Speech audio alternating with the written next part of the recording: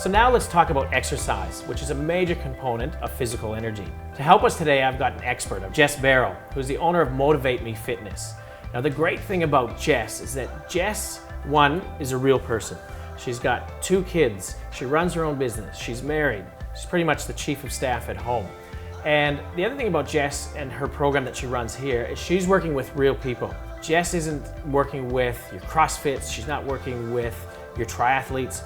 What she's working with is everyday mums and dads who face the same challenges and opportunities that you and I face.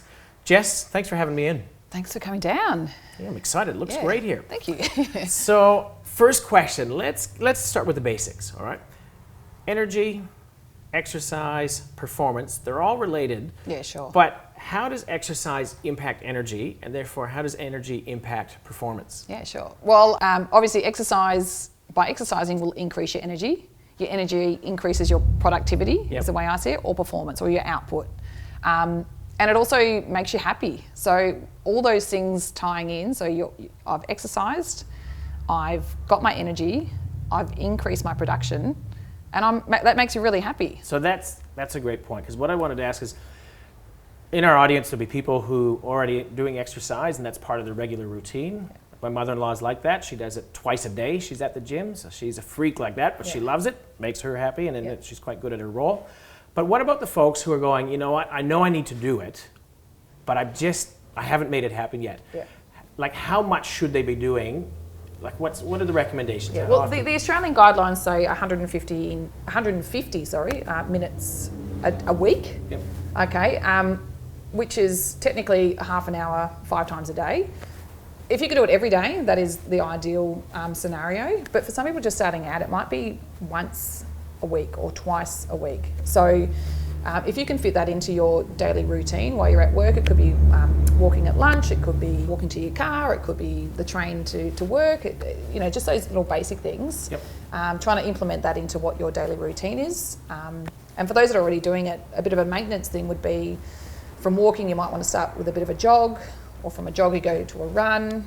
You may even cycle to keep the maintenance or fitness up a little bit more. Yeah. Okay. So with the beginners, you're saying ideally we're doing it 5 times a week for half an hour. Yep. What are some ways to get into it that kind of, if you were doing nothing, what kind of recommendations, what kind of exercise would you suggest people start with? Just a walk.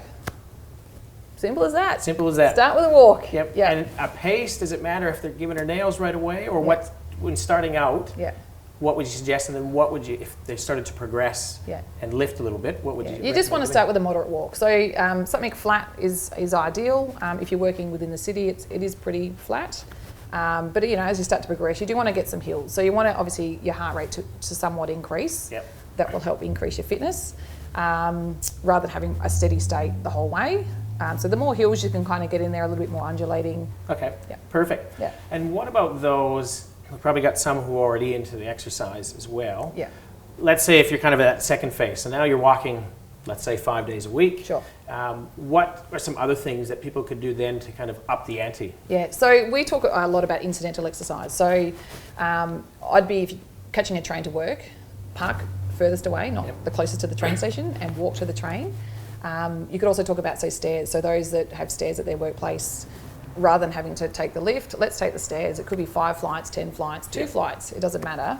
But all those little bit of incidental exercise really, really help to attribute to where your fitness is at, and even getting in those little extra steps during the day. So, what were some ways to get, you talked about incidental exercise, right? How did you incorporate that when you were working at Collingwood?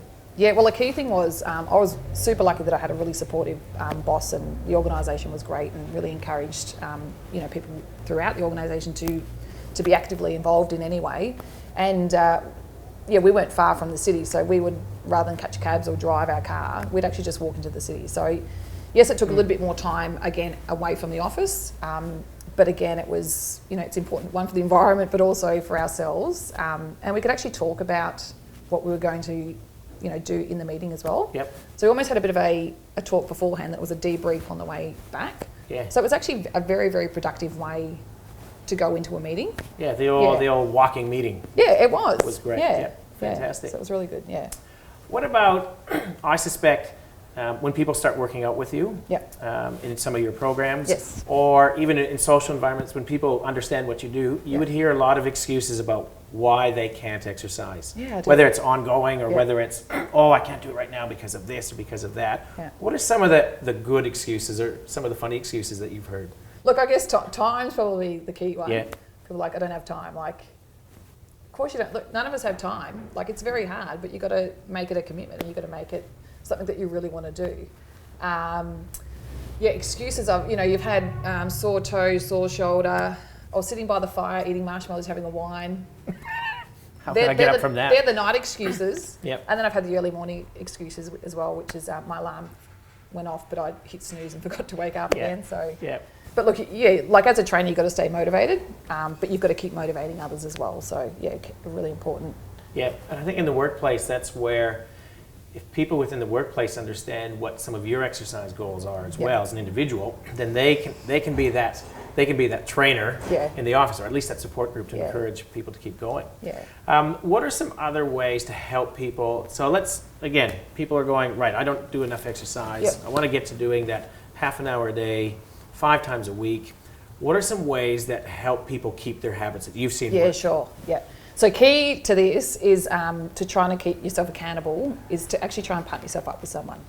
So if you've got a work buddy that definitely likes to walk every day or does already, partner up with them. And then that group may slowly start to form. It might get bigger. Yep. You might actually start a little walking group. Is to try and keep yourself accountable. Jess, thanks for all your tips today. It's been fantastic having you on board. Hopefully everybody can take away a couple things that they can use to increase their physical energy. And I'll make sure I share all your information details with everybody in the program too if they want to touch base. Yeah, sure. Happy to help out. So if anyone would like some further information, grab the details. All right, thanks you. Jess. No, we should be high-fiving, mate.